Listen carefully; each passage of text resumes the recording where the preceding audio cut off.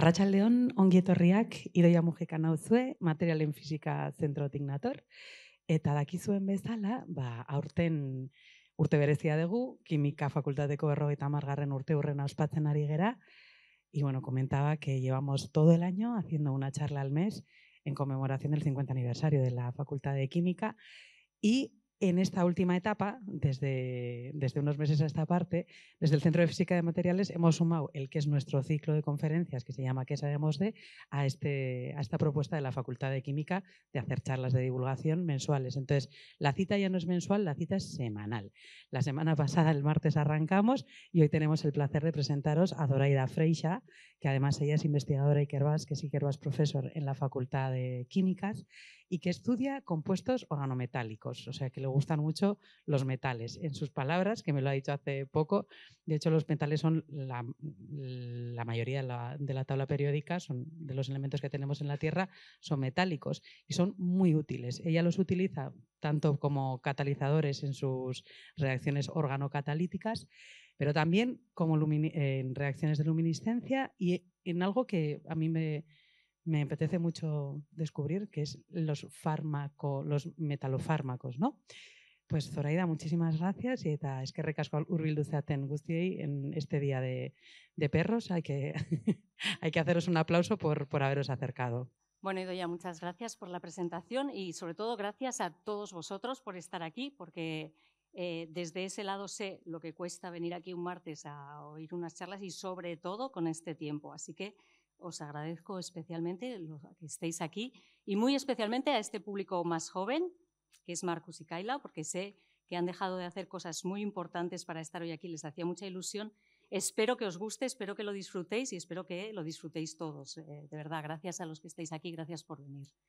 Y como ha dicho Idoia, esta charla es parte de los actos conmemorativos por el 50 aniversario de la Facultad de Química y también es parte del ciclo de conferencias que sabemos de, organizado por el CFM y el CSIC.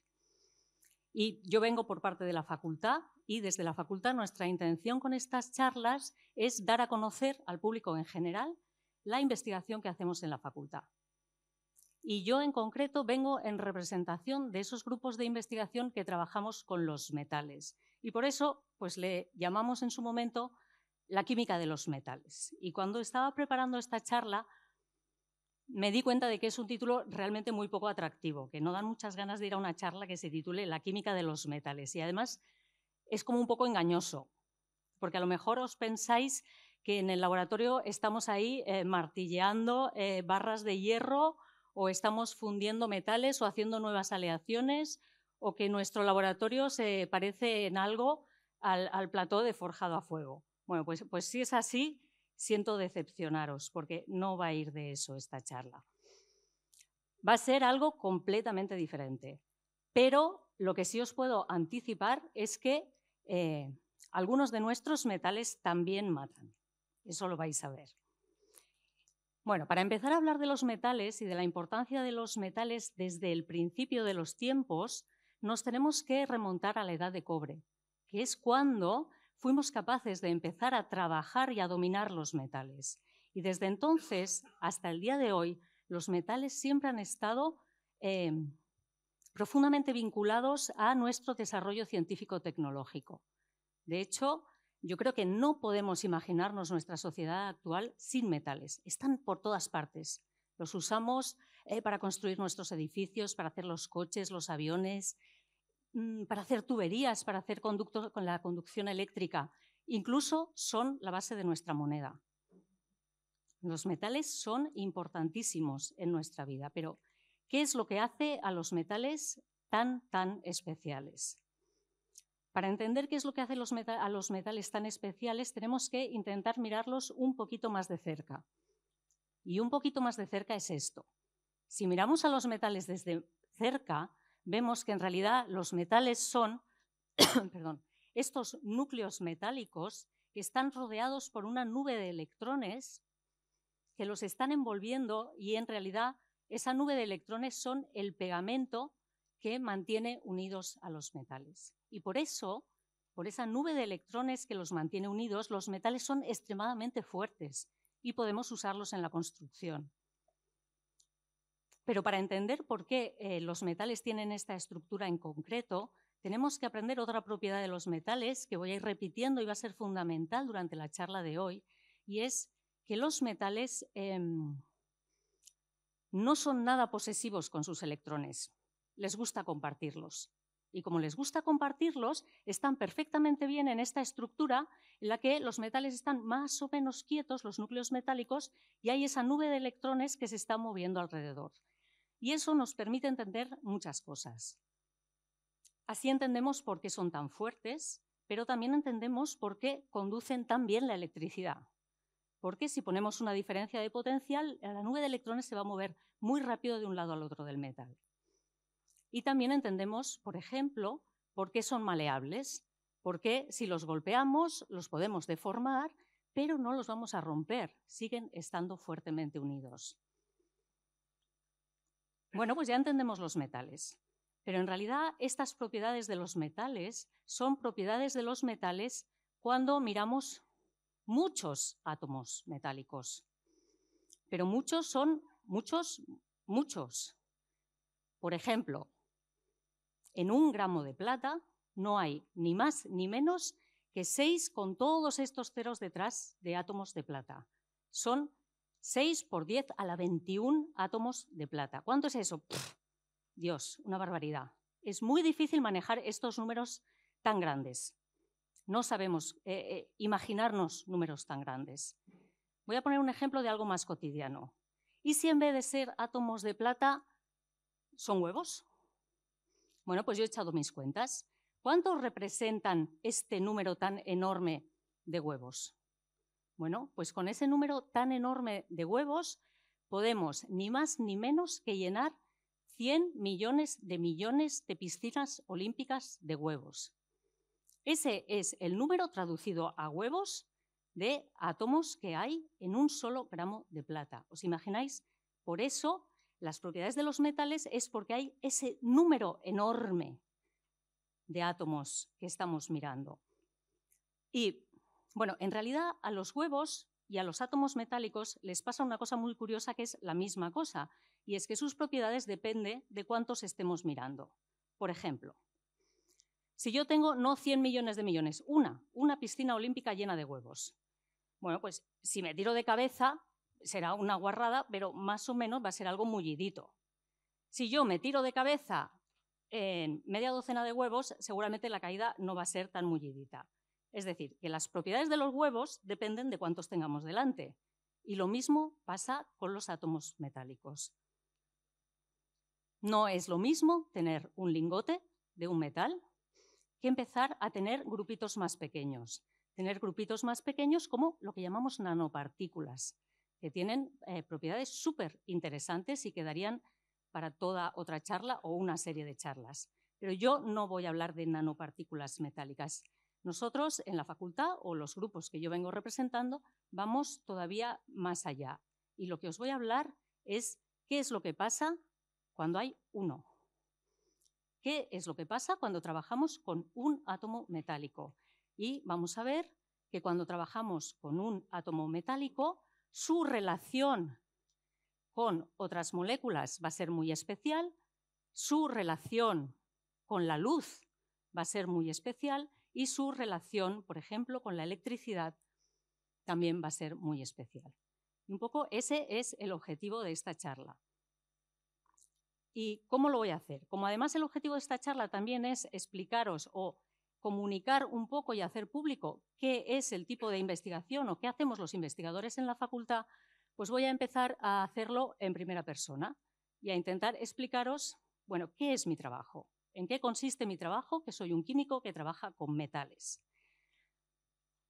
A mí me gusta pensar que mi trabajo consiste en crear nuevos materiales. Es como un poco artístico. Y a la práctica, ¿cuáles son los pasos que uno sigue en este trabajo? Bueno, pues todo empieza con una idea. Un día, pensando en cualquier sitio, en casa, en el gimnasio, haciendo la compra con tus amigos, tienes una idea. Y dices, ¡buah! Quiero hacer este producto basado en metales, si puede ser, que va a tener unas propiedades increíbles. Y Al día siguiente vas corriendo al laboratorio súper entusiasmado a hacer ese producto, a crear ese producto que te has imaginado. Lo haces con toda tu ilusión, lo mejor que sabes y lo más normal que pasa, ¿verdad? Es que no se parece en nada a lo que tú habías pensado. Un desastre. Pero bueno, lo que hacemos los químicos que nos dedicamos a esto, a crear materiales, es intentar no venirnos abajo, superar ese bajón, llegar a casa y empezar a pensar. Bueno, ¿qué voy a hacer mañana que hoy no he hecho bien? ¿Qué voy a cambiar? Porque algo ha fallado. Y al día siguiente vuelves y cambias algo y vuelve a ser el mismo desastre. Y esto suele pasar así, pues día tras día y mes tras mes. Esa es nuestra realidad.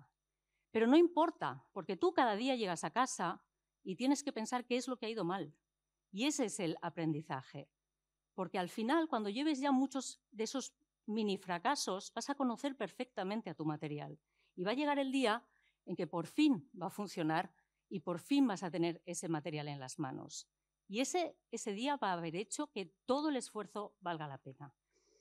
Y yo creo que esto es algo que he oído también a otros químicos sintéticos, y es que esa sensación, no sé si os la podéis imaginar, yo creo que es como la sensación de un artista, que es que por fin tienes algo que te habías imaginado en las manos.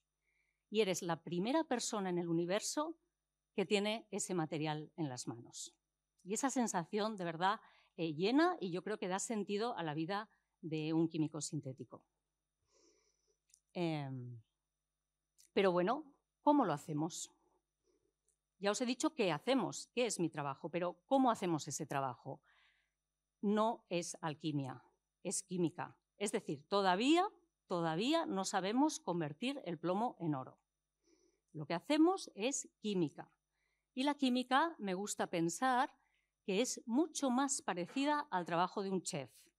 Es decir, nosotros no convertimos un material en otro. Lo que hacemos es mezclar ingredientes para intentar crear algo nuevo. Y igual que los chefs hacen recetas, nosotros lo hacemos utilizando reacciones químicas. Y ahora os voy a explicar, esta va a ser la diapositiva más complicada o la más química, que si consigo explicarosla bien, el resto de la charla yo creo que va a ir ya muy fluida. Y es, bueno, ¿qué es eso? ¿Qué es eso de las reacciones químicas? Bueno, para mí, las reacciones químicas me gusta entenderlas como un juego o un baile que juegan los elementos y en ese juego lo que hacen es compartirse e intercambiarse electrones, como los niños juegan a compartir e intercambiar cromos. Y voy a explicároslo con un ejemplo práctico, que es la reacción química más simple que se me ha podido ocurrir, que es la reacción entre el hidrógeno y el oxígeno para formar agua. Son elementos que casi todos, aunque no seamos químicos, conocemos. Bueno, vamos a verlas pasito a pasito. ¿Qué es esto? El hidrógeno es el elemento más simple que hay. Sencillamente tiene un protón en el núcleo y tiene un electrón de alguna forma orbitando alrededor de ese núcleo. Hasta ahí todo bien. Pero bueno, si recordáis de las clases de química, a los electrones les gusta mucho estar en pareja. Nosotros decimos que van apareados, están emparejaditos, les gusta mucho ir en pareja. Y a este electrón del átomo de hidrógeno lo que le pasa es que no tiene compañero. Entonces vamos a decir que ahí, en realidad, había sitio para otro más. Hay un hueco. Entonces, ¿qué va a hacer el átomo de hidrógeno para tener contento a su electrón? Pues se va a juntar con otro átomo de hidrógeno y va a decir, oye, vamos a compartir, porque si compartimos, nuestros dos electrones van a estar contentos. Y los químicos vamos a dibujar eso con una rayita y decimos, esos dos átomos están enlazados. ¿Vale? Ya habéis visto vuestra primera reacción química. Un átomo de hidrógeno reacciona con otro átomo de hidrógeno. ¿Por qué? Porque sus electrones se sentían solos y les gusta más estar en pareja. ¿Vale? Pues ya tenemos el primer elemento de nuestra reacción química, el hidrógeno. Vale, vamos a hacer reaccionar dos moléculas de hidrógeno, que ya ahora entendemos por qué se escribe H2, con una molécula de oxígeno, O2. Y al oxígeno le pasa 3/4 de lo mismo, pero peor. tiene 2 electrones que están aquí como tristes, les falta su compañero. Entonces, el oxígeno, para tener contentos a sus electrones, lo que va a hacer es lo mismo. Va a unirse a otro oxígeno y en total van a compartir 4. Y por eso, en el oxígeno, nosotros dibujamos 2 rayitas, decimos 2 enlaces. Bueno, ahora solo os he presentado a los actores. Ahora, ¿qué van a hacer? ¿Qué va a ser la reacción química? La reacción química consiste en decir, bueno, vosotros 6 elementos, ¿tenéis alguna manera de organizaros mejor que estéis más contentos todos? ¿O como mínimo igual? Bueno, pues esa manera es esta. Sí, aquí lo que tenemos son 2 moléculas de agua y vemos que todo el mundo está contento. El oxígeno tiene todos sus electrones en pareja, los hidrógenos también. Eso es una reacción química. Es tan simple como eso. Solo es empezar a mover y a jugar con los electrones y ver que vas de una cosa que está contenta a otra cosa que está como mínimo igual de contenta. En este caso, mucho más contenta. Y eso hace que esta reacción, que puede parecer tan boba, que es hidrógeno más oxígeno para formar agua. Bueno, pues esta reacción tan boba, que solo forma agua, es capaz de liberar tanta energía como para mandar un cohete espacial al espacio. ¿Vale? Entonces, fijaos, al final el poder que tienen las reacciones químicas, sencillamente jugando a este juego de los electrones, podemos generar energía como para mandar un cohete al espacio. Bueno, pues si me habéis seguido hasta aquí, esta era la más complicada. Ahora ya vais a entender qué es lo que nosotros hacemos. Ya sabemos que mi trabajo consiste en crear nuevos materiales, que la herramienta van a ser las reacciones químicas. Evidentemente, ¿cuáles van a ser los ingredientes? Los elementos de la tabla periódica. Pero no todos. Voy a tener que escoger los que más me gusten. Y voy a escogerlos en función de la posición que ocupan en la tabla periódica. ¿Qué quiere decir eso? Bueno, si miramos la tabla periódica, no sé si recordáis, la tabla periódica coloca a los elementos en función del número atómico, que es el número de protones del núcleo. Y se va llenando de menos a más, de izquierda a derecha y de arriba a abajo. Por ejemplo, empezamos con el hidrógeno, que ya habéis visto que es muy simple, solo tiene un protón y un electrón. Luego helio, litio, berilio. Y lo que es importante es que los elementos se van colocando en lo que llamamos bloques. ¿Veis? Este es el bloque S, que le voy a llamar el bloque de los sosos, ya veréis por qué. Este bloque de aquí de la derecha es un bloque que se llama el bloque P, que le voy a llamar, por ejemplo, el bloque de lo picante, ¿no? Porque si estoy pensando en hacer una receta, y yo creo que ya se me va a ver el plumero si digo que este bloque de en medio va a ser el bloque de lo más delicioso que hay. ¿Vale? Porque según donde estemos en el bloque, los elementos van a tener propiedades completamente diferentes. Y ahora vais a ver por qué. Para explicaros por qué, vamos a pensar que la tabla periódica es en realidad como un gran patio de butacas, ¿vale? Que está dividido en esas 3 zonas, la zona sosa, la zona picante y la zona súper deliciosa o súper divertida. ¿Vale? Y vamos a ir llenando en función del número atómico.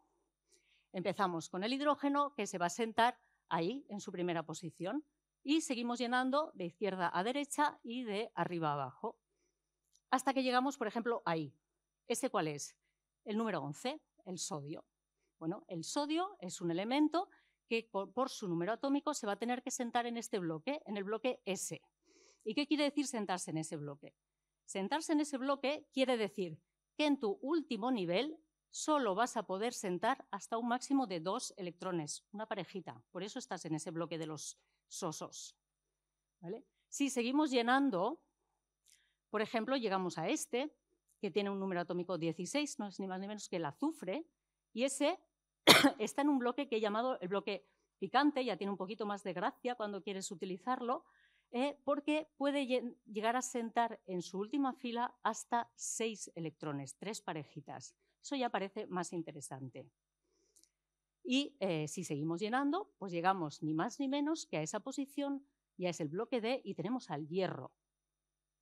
Y esta posición es la de los divertidos, porque yo digo que aquí los elementos que se pongan en estas zonas de aquí van a poder colocar en su última capa hasta 10 electrones. Y si hemos pensado que las reacciones químicas es un juego de intercambiar electrones, bueno, pues parece que vamos a conseguirlo hacer mucho mejor con los de este bloque de los divertidos, porque este bloque que he llamado de los sosos va a ser pues como si fuera una madre que tiene 2 hijos, los tiene súper controlados, no te los va a dejar el fin de semana.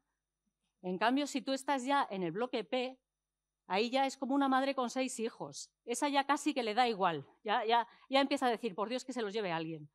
Pero imaginaros el descalabro que es el bloque D. Eso es una madre con 10 hijos. Es que a esa de verdad no sabe ni los que tiene en casa ni los que se ha llevado el vecino. Eso va a ser lo divertido. Y eso va a ser los que vamos a escoger para hacer nuestros productos. Porque pues no os va a sorprender que ese bloque de en medio es el de los metales, ¿vale? En realidad se llaman los metales de transición, pero les vamos a quitar el apellido y los vamos a llamar los metales. Entonces yo os voy a explicar la química que hacemos con estos metales de aquí, que tienen muchos electrones para dar y tomar y recibir, y precisamente de todos ellos los que escogemos en mi grupo para nuestras recetas son estos de aquí. Cobre, rodio, iridio, rutenio, platino. ¿Y cómo son? Vamos a verlos un poquito más de cerca. Son así. En realidad ya tenemos un núcleo pesado donde hay bastantes protones y bastantes neutrones, porque ya estamos bastante abajo de la tabla periódica.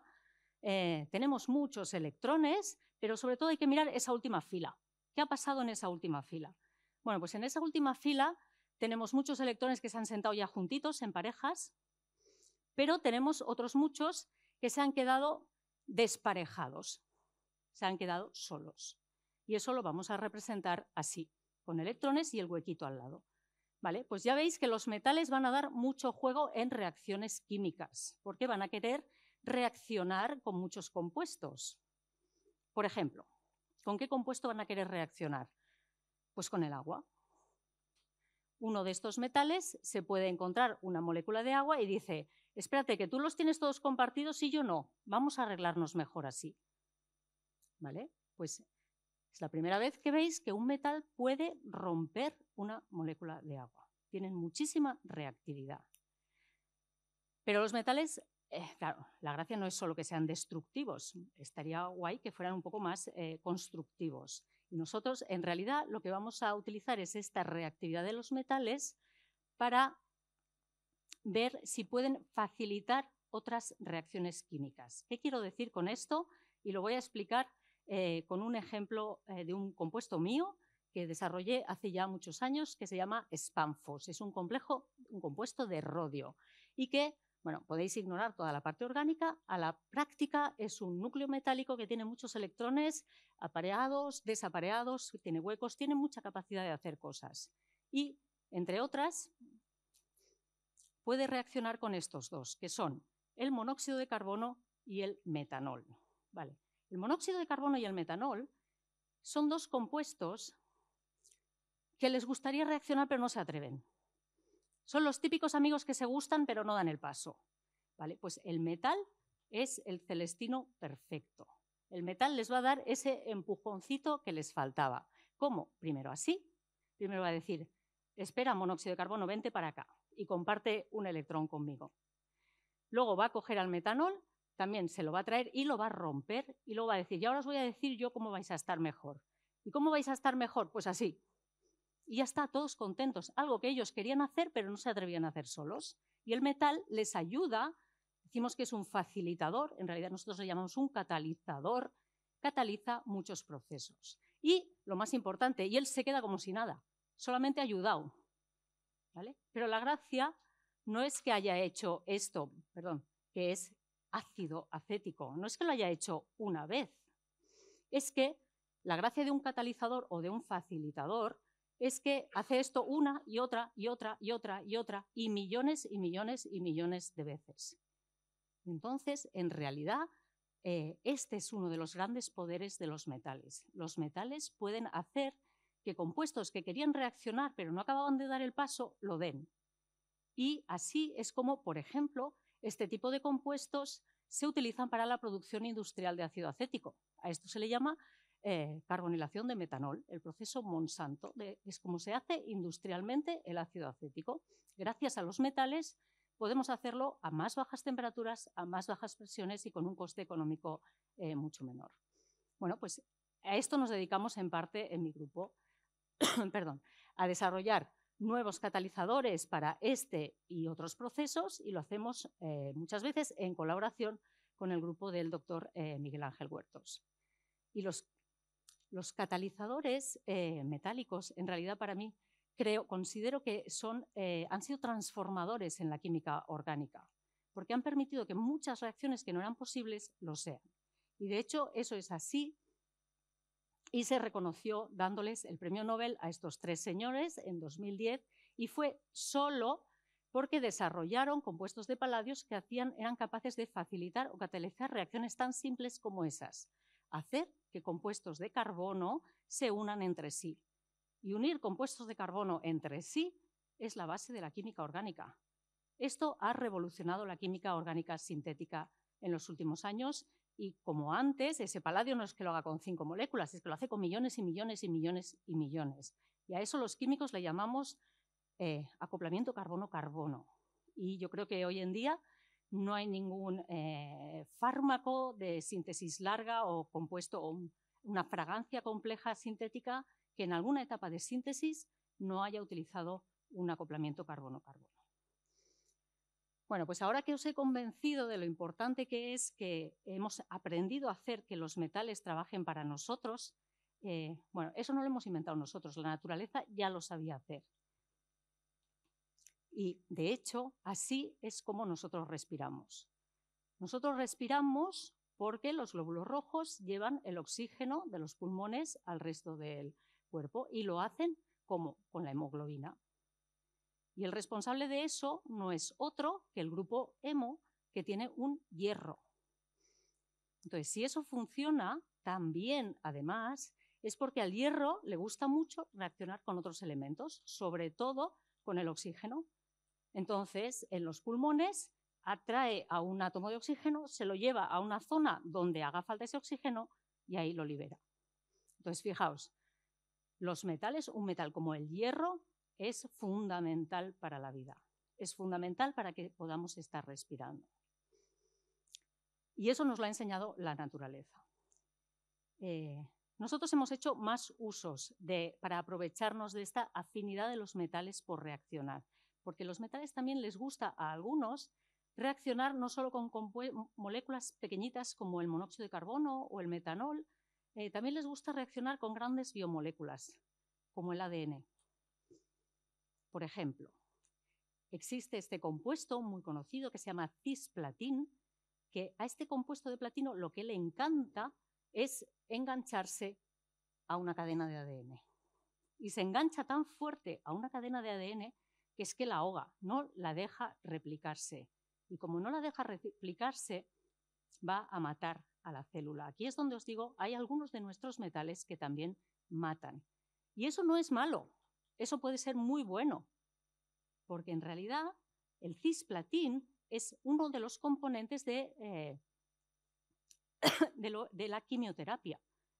Porque precisamente si tenemos una célula cancerosa y somos capaces de inyectarle cisplatín, vamos a dañar, vamos a impedir la reproducción, la duplicación del ADN, y la célula va a acabar muriendo. Así es como funciona la quimioterapia, y el cisplatín es fundamental en la quimioterapia. Como veréis, tiene otros problemas que vamos a ver más adelante, pero es evidente que es un área de investigación que necesitamos apoyar el desarrollo de nuevos metalofármacos más eficientes y más selectivos para las células cancerosas. Y en concreto en la facultad, quien trabaja en eso es el grupo del doctor Lucas Alasa. Bueno, ya hemos hablado de toda esa reactividad que tienen los metales y que vamos a aprovechar para muchas cosas, pero los metales además hacen más cosas. ¿Qué van a hacer? Bueno, pueden tomar el sol. ¿Qué quiero decir con que pueden tomar el sol? Pues que los metales, algo que no os he dicho hasta ahora, es que es verdad que son así con este núcleo, pero lo que no os he contado es que además de que tienen muchos electrones en esa última fila, tienen una fila de más que está ahí accesible muy cerquita.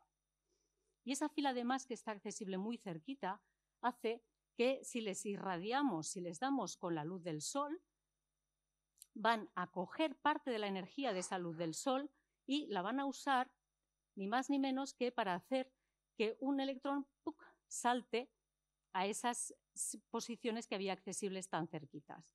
Y al hacer esto, como va a haber absorbido parte de esa radiación, de esa luz que le hemos dado del sol, pero solo algún color determinado, sabemos que los compuestos van a ser muy coloreados. Y por esta propiedad también, no sé si sabíais, pero los metales son la base de los pigmentos. Los pigmentos que usamos para pintar los coches, para maquillarnos, para pintar las casas, la mayoría de las veces los responsables del color no son otros que nuestros metales. Pero además va a pasar otra cosa, y es, si le damos luz a un metal y ha cogido la energía para hacer saltar ese electrón allí, ¿qué es lo que le ha pasado? Está excitado. El metal ahora está excitado, porque tiene energía de más. Y un metal excitado es como nosotros excitados. Hacemos cosas que no haríamos de normal. Pues lo mismo le pasa al metal. Podemos irradiar a los metales y van a hacer reacciones químicas todavía más fascinantes de las que hacían cuando no estaban excitados. Y a eso le llamamos fotocatálisis. Pero pueden hacer más cosas y es esperar a que se les pase. Y si esperan a que se les pase la excitación y vuelven a su ser, lo que va a pasar es que nos van a intentar devolver la energía que les sobra. Y esa energía que les sobra nos la van a devolver siendo fosforescentes. Los metales son fosforescentes cuando les da la luz. Y a eso es a lo que dedico yo la mayoría del tiempo, a desarrollar compuestos fosforescentes y a utilizar esa fosforescencia. ¿Para qué? Pues, por ejemplo, para desarrollar sensores. Por ejemplo, este es un compuesto que hemos publicado hace poco, en el que lo que pasa es que si le da la luz, brilla verde.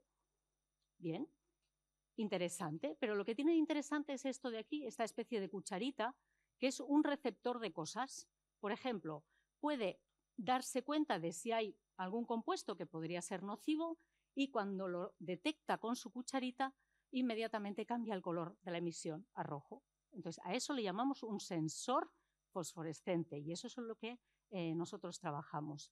Que pueden tener aplicaciones muchísimas, pero la más rápida que se nos puede ocurrir es que podemos usarlos, por ejemplo, para saber si un agua de un río está contaminada o no. Porque podemos tomar una muestra de agua, poner nuestro sensor y es como un semáforo. Si está verde puedes beber, si está rojo, mejor no. Bueno, pues esa es otra de las aplicaciones de los compuestos organometálicos, debido a su luminiscencia. Pero volviendo a los fármacos. Bueno, ya os he contado que el cisplatino es uno de los componentes de la quimioterapia y, por desgracia, todos somos conscientes que uno de los problemas de la quimioterapia es que no solo afecta a las células cancerígenas, afecta también a las células sanas. Y por eso la gente, además, tiene que luchar contra otros problemas como es los vómitos, las náuseas, la pérdida de pelo. Entonces, sería perfecto, poder desarrollar unos fármacos que fueran mucho más selectivos y que solo dañaran a las células cancerígenas. Y eso podemos hacerlo intentando aprovecharnos de esta propiedad que tienen los metales de absorber la luz. ¿Cómo? Os lo voy a explicar. Podemos hacer un compuesto que no sea bien cisplatino, pero que se le parezca, que sea como un cisplatino dormido. Y nos lo tomamos de manera que no va a hacer nada porque está como dormido. Pero si luego le damos con luz, es cuando lo excitamos, lo despertamos y se acuerda que a él lo que le gustaba era engancharse al ADN. Esto sería genial, porque si hacemos esto vamos a tener un compuesto que podemos aplicar en algo que se llama terapia fotodinámica, que quiere decir, el paciente se toma el fármaco, se distribuye por todo su organismo, pero está adormecido, no hace nada, pero luego llega el médico y le ilumina la zona donde está el tumor y solo en esa zona se activa. Y eso, conseguir este tipo de fármacos para terapia fotodinámica, disminuiría muchísimo los efectos secundarios de la quimioterapia. Y precisamente en esto es en lo que trabaja también el grupo del doctor Lucas Salasa en la facultad. Bueno, creo que ya os he enseñado muchas cosas que les podemos hacer a los metales, pero les podemos hacer todavía más. ¿Qué más les podemos hacer? Podemos enchufarlos, voy a decirlo así. ¿Qué quiere decir? Pues que además de excitarlos con la luz, podemos excitarlos eléctricamente y el resultado va a ser el mismo. Lo excitamos eléctricamente, un electrón va a saltar, el compuesto se va a excitar y puede hacer muchas cosas o puede relajarse, volver a su ser normal y emitirnos luz. Y a esto le llamamos electroluminiscencia. Y diréis, ¿y eso para qué? Bueno, pues eso para muchas cosas. Eso, por ejemplo, es cómo funcionan nuestros televisores. Esos son las luces LED. ¿Qué hay dentro de nuestros televisores? ¿Qué hay dentro de cada píxel? Bueno, pues dentro de cada píxel no hay ni más ni menos que 3 pequeños sándwiches que están conectados por corriente y que en el medio tienen metales que son fosforescentes o rojo, o verde o azul. Entonces, según la intensidad que le demos, estaremos generando un color u otro. Entonces, los metales también están detrás de nuestra tecnología LED. Y esto ahora si vais a la tienda, yo fui hace poco y te dicen, es que este tiene el puro negro, el negro negrísimo. Bueno, ¿cómo es el negro negrísimo? El negro negrísimo se consigue así, porque sencillamente si no les das luz son negros negrísimos. Entonces, esta es la tecnología que hay detrás de las pantallas LED con el negro negrísimo. Bueno, ¿qué más? Ya les hemos hecho un montón de cosas. ¿Qué más les podemos hacer a los metales? Bueno, yo creo que ya lo último que les podemos hacer a los metales es una radiografía a ver si están bien. Vamos a ver si nos han sobrevivido a todas estas cosas que les hemos hecho. ¿Qué quiere decir una radiografía a ver si están bien? Quiere decir que también les podemos excitar con rayos X. Y los rayos X son todavía mucho más energéticos que la luz visible, incluso que la luz ultravioleta. Por eso nos atraviesan, por eso los usamos para hacer radiografías. ¿Y qué le pasa a un pobre metal si lo excitas con rayos X? Si excitas a un metal con rayos X, lo que va a pasar es que un electrón va a salir, pero va a salir disparado. Y ese electrón que sale disparado, lo que hace es que hay otro que dice, espérate que hay un hueco ahí, como muy golosón, cerca del núcleo del metal, voy a ir yo para allá. Y entonces, en el momento que este que estaba lejos va para allá, lo que pasa es que el compuesto es mucho más estable y lo que nos devuelve no es ni más ni menos que fluorescencia de rayos X. Y la fluorescencia de rayos X tiene otra cosa súper particular y es que el color nos va a decir inmediatamente qué metal es. Es como su huella digital. Entonces, ¿para qué podemos usar fluorescencia de rayos X? Podemos usar fluorescencia de rayos X para cosas tan bobas como saber la composición de las monedas, ¿no? Y como nos dirá exactamente qué metales hay ahí, pues podemos saber la composición. O la composición de un circuito impreso. Bueno, pues eso pues no tiene una gracia especial. Hay cosas que tienen más gracia un poquito más especial, como es, por ejemplo, ver cómo se distribuye un metal dentro de una planta. Eso ya empieza a tener mucha más gracia. Esta, por ejemplo, además es que es muy bonita. Es una imagen que además ha ganado un premio de arte científico. Pero, y hablando de arte, podemos usar la fluorescencia de rayos X, por ejemplo, para estudiar obras de arte. Porque si recordáis, os había dicho que los metales son los pigmentos, son la base de los pigmentos. Entonces, ¿qué se hace? Se estudia mediante fluorescencia de rayos X las obras de arte antiguas, por ejemplo, de Van Gogh, para saber qué pigmentos utilizó exactamente el artista en su momento. Y de esa manera pueden primero restaurar la obra con exactamente los mismos pigmentos, pero además pueden determinar si es que ha sufrido cambios de color.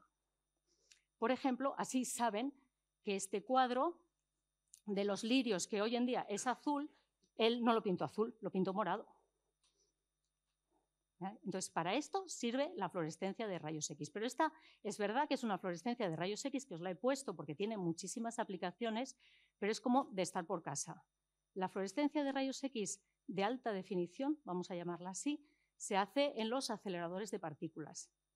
Y se hace para hacer cosas como, por ejemplo, detectar y estudiar cómo esos metalofármacos que desarrollamos para el cáncer se distribuyen dentro de la célula, porque así podemos hacer que de verdad sean muy efectivos. Y a esto, por ejemplo, se dedica el grupo del doctor Carlos Sánchez en la Facultad de Química. Y yo creo que con esto, más o menos, os he hecho un resumen de lo, yo creo que impresionante que es la química de los metales y de por qué nos engancha tanto y cómo están mucho más presentes en nuestro día a día, a lo mejor de lo que os habíais imaginado antes de venir. Y también el otro propósito, que era un poco contaros qué es la investigación que hacemos en la facultad, los que trabajamos con metales, que son los grupos de Luca, Carlos, Miguel Ángel y mi propio grupo. Quiero acabar agradeciendo a la Fundación Ikerbasque, que es la que nos ha traído aquí a los cuatro. Los cuatro somos investigadores Ikerbasque. Por supuesto, a DIPC, donde están adscritos tanto Luca como Carlos. A la Facultad de Química, que celebra este cumpleaños y nos acoge. Nuestros laboratorios están los de los cuatro en la Facultad de Química. A las diferentes instituciones que han organizado este evento y, por supuesto, a todos vosotros por haber venido hoy y por la atención. Gracias.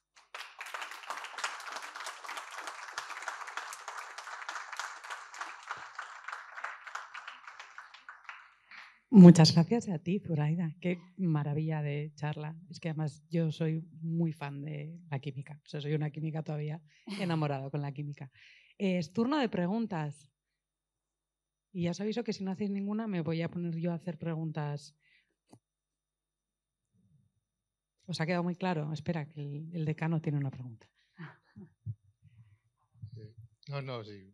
Yo solo felicitarte, Zoraida. Me ha encantado tu charla y eso que conozco muy bien el trabajo que haces, pero aquí está visto desde otro prisma, ¿no? Pero una pregunta un poco más, no voy a decir técnica, pero sí, uno de los problemas de los metales es al final su abundancia, ¿no? Entonces has estado hablando de unos cuantos, unos son más abundantes que otros. Pero claro, ¿qué pasa, no? Cuando esos metales no son tan abundantes, igual tenemos que buscar otra alternativa. ¿Hay alternativa real a estos compuestos organometálicos que tienen estas propiedades? Ya podemos hablar de metales de tierras raras, o ¿hay una alternativa real? Para algunos sí, para algunos no. Pero sobre todo la gran suerte es que para algunas aplicaciones, por ejemplo, para aplicaciones catalíticas, es que no es homeopático, pero casi. Entonces, afortunadamente, para esos que no puedes sustituir por otros, pues casi que no hace falta. Porque normalmente cuando uno utiliza un metal, por ejemplo, en catálisis como catalizador, eso es porque el precio final del producto te va a compensar. Normalmente es para fármacos, para fragancias, son compuestos que llamamos de alto valor añadido. Como el producto final tiene tanto valor, sí compensa utilizar el metal y sobre todo porque vas a utilizar muy, muy poco metal. Y para otros hay que buscar alternativas, sí. Y por eso ahora está tan de boga la química de titanio, de metales mucho más abundantes. Níquel, pero por desgracia yo trabajo con los caros, sí.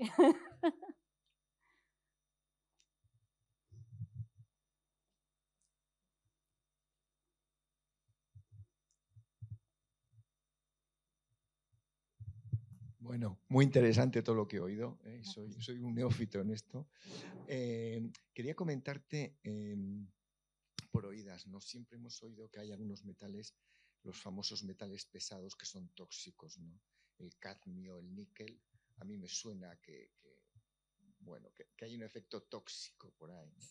Pero realmente, igual nos podrías comentar algo de esto. Sí, los metales, por ejemplo, efectivamente los metales son tóxicos, sí. Cuando estás pensando en utilizar un metal como un metalofármaco, por ejemplo, contra el cáncer, bueno, es que peor casi no puedes estar. Quiero decir que ahí das por bien empleado el meterte en el cuerpo un metal tóxico porque precisamente lo que quieres es que empiece a matar. Entonces, ahí estás casi utilizando la toxicidad del metal. En otras aplicaciones, como es, por ejemplo, como catalizadores, utilizarlos para sintetizar fármacos, pues ahí la toxicidad del metal es un verdadero problema, porque no puedes dejarte nada. Las normativas de fármacos son súper estrictas y eso hace que si tú en la síntesis de un fármaco quieres utilizar un metal, estás obligado sí o sí a hacerlo en las primeras etapas de la síntesis. Nunca vas a poder hacerlo al final, porque el residuo que vas a dejar no te van a permitirlo para algo que vaya a ir a un ser vivo. Entonces, sí, desde luego es un problema la toxicidad para ciertas aplicaciones. Para otras, para una luminiscencia, no. Igual el problema luego es qué hacemos con esos televisores al final de su uso. Pero ese es un problema que no es solo por lo que está en la parte que brilla, es también qué hacemos con todo lo demás, con todos los circuitos impresos, qué hacemos con todo eso. Sí.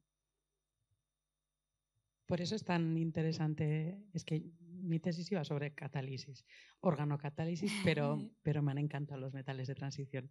Una pregunta que te quería hacer, porque es verdad todo lo que has dicho, o sea, el truco de los catalizadores es que idealmente tienen unos ciclos de vida larguísimos y muchas veces la clave es si son recuperables o no. ¿En tu grupo hacéis algún tipo de estructuras porque hay dendrímeros, hay cosas que se le pueden acoplar a los organometálicos para que luego puedas realmente recuperarlo? Sé que es una pregunta en una fase más, puede ser una fase más avanzada. Hace años sí trabajaba en compuestos, llamamos en líquidos iónicos. Son estructuras que hacen dos fases. Cuando haces la reacción está todo como muy mezclado, como si hicieras una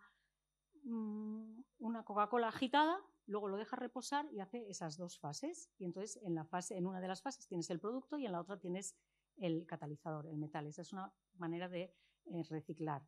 Hay otras que es, por supuesto, lo que tú dices, inmovilizarlo en dendrímeros, en polímeros. Yo no he trabajado en eso, no.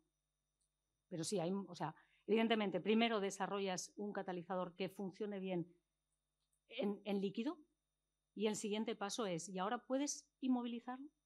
¿Puedes inmovilizarlo de manera que podamos recuperarlo muchas veces? Es como los diferentes pasos. No puedes empezar directamente ya la casa por el tejado. No, claro, además igual son otros grupos los que tienen que hacerlo cuando tú has puesto a punto la reacción. ¿Hay más preguntas? Es que tengo muchas ganas de hacerle otra. Que es mi pregunta estrella de este ciclo, que se la estamos haciendo a todos los ponentes, y tengo curiosidad por saber, si tuvieras que elegir un elemento de la tabla periódica, ¿cuál sería tu elemento favorito? Y no puedo decir carbono, ¿verdad? El carbono ha estado muy solicitado este año, de decirte, no, pero como te veo tan poco covalente y tan de enlaces menos... Yo supongo que debería decir rodio, porque históricamente yo he trabajado con rodio, pero últimamente le estoy siendo bastante infiel con el iridio. O sea que también tengo mi dualidad. O sea que lo dejamos ahí, entre el rodio y el iridio, y en reacciones no tan covalentes, sino más metálicas. Pues muchísimas gracias a todas. ¡Ah, mira qué bien! Qué bien. Bueno, he de decir que estamos maravillados. He traído estos dos. Primero porque la conocen. Segundo porque creo que van a ser dos mentes muy brillantes. Zoraida conoce a Marcus desde hace años. Estuvieron hablando sobre hasta el agujero negro, el black hole y demás. Entonces, bueno, pues tienen una curiosidad que yo, después de ver desde nuestra mente virgen, esto es muy interesante. A mí me da pena y quizás haya algo que podamos hacer por promover este tipo de charlas. O sea, ya sé que no forma parte de este tipo de preguntas que estáis haciendo, pero yo creo que si esta charla se puede dar, ya sé que es más trabajo para ti y para probablemente tus compañeros, pero creo que es una parte o una línea de estudio que no está bien promocionada. Que si esto, yo que soy de números, si esto vosotros lo promovéis, vamos a conseguir que en estas universidades el cupo no haya solamente una línea, sino que se va a promover. Esto es algo muy interesante, esto es la base, no sé si científica o no, pero es la base de muchas cosas, lo que acabas de decir sobre los medicamentos del cáncer. O sea, hasta yo con mi mente simple lo he entendido. Entonces decir, es que viene hasta de aquí. Y esto, lo siento, pero esto lo tenemos que promover. Esto es algo que es, o sea, la física, la química es algo que es la raíz de muchísimas cosas, de muchísimas. O sea, tú misma lo has dicho, desde la edad de bronce, pero es que mira hasta dónde estamos yendo. Entonces, hagamos algo. Nosotros les hemos traído a ellos. Están interesados, son niños de 13 años y están interesados en este tipo de cosas. O sea, yo creo que teniendo el privilegio de tener a gente como tú, que estamos súper orgullosos, pero vamos a hacer algo. Este tipo de preguntas, claro, que que el resto del público ya se ve que están en ello, ¿no? Que tienen más conocimiento que nosotros, pero si lo promovemos, tenemos que ver que esto es algo muy interesante, que esto puede ser la base de un futuro muy grande y que si promovemos a más gente para que se interese por la investigación, por el conocimiento, no solamente de atrás, sino el conocimiento de un futuro, esto, por muchos abogados que haya y muchos matemáticos que haya, la matemática también es una ciencia, pero no olvidemos de dónde viene todo esto y hasta dónde podemos llegar. Y a mí me gustaría, de verdad, nosotros no tenemos, bueno, podemos tener relaciones con mucha gente, pero quiero que sepas que no solamente por nosotros, pero que si esto se divulgase más, tendríais un apoyo tan fuerte, porque de verdad que esto es la base de muchísimas cosas y es el futuro de muchísimas más cosas. Así es que gracias. Yo creo que esa es nuestra intención, precisamente con estas charlas y con estos. Pero sí, ya sabes, siempre te he dicho, yo estoy dispuestísima a ir al colegio o a donde haya falta. Es parte de nuestro compromiso también. Bueno, sí, de hecho, desde el Centro de Física de Materiales y desde otros muchos centros de investigación, el esfuerzo que hacemos por lo que llamamos divulgación, comunicación, es muy amplio y para los que tengáis curiosidad, porque a veces muchas veces no sabemos cómo llegar al público y me ha hecho muchísima ilusión que venga gente joven porque es nuestro talón de Aquiles, de conseguir que venga gente joven a las charlas. Dicho eso, os invito a que visitéis CienciaClick, que es la agenda de cultura científica que acaba de sacar el gobierno vasco, porque es que todos los centros de investigación estamos haciendo un esfuerzo por volcar ahí, por una cosa que le pedimos como estrategia al gobierno vasco hace mucho tiempo, aunar, porque muchas veces nos solapamos, muchas veces no acertamos en las agendas y al final pues bueno, necesitábamos ese espacio común y nos lo han proporcionado y la verdad que nos parece que es una herramienta que yo personalmente la he visto anunciada en carteles y me ha hecho muchísima ilusión. Llevamos muchos años intentando y muchas veces no sabiendo cómo trasladar la ciencia. Tenemos la Semana de la Ciencia, la Semana de la Innovación, las charlas estas, el Passion for Knowledge. A veces hay gente que nos dice lo contrario, hacéis demasiadas cosas y no podemos ir a todas.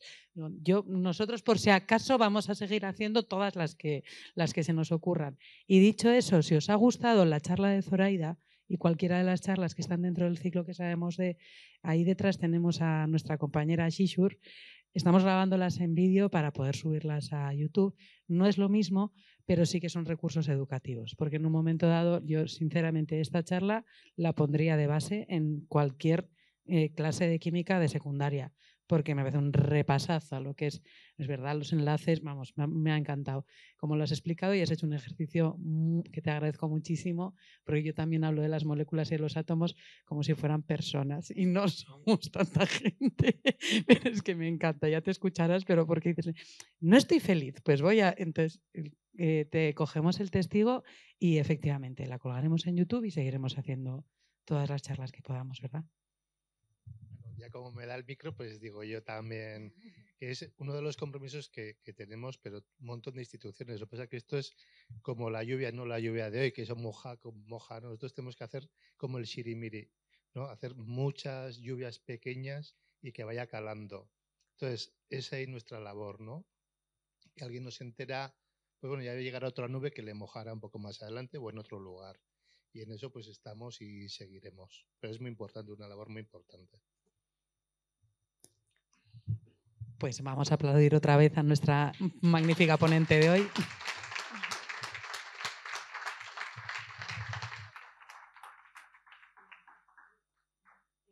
La siguiente. Voy a ser muy pesada, pero es que todos los martes, ¿qué tenéis que hacer? No, tampoco hay tanto que hacer un martes. Pues todos los martes nos quedan otros 3 y la siguiente además va a ser Esther Verde, que nos va a hablar de polímeros inteligentes. O sea que también un tema fascinante. Es que ricasco y hasta el martes que viene.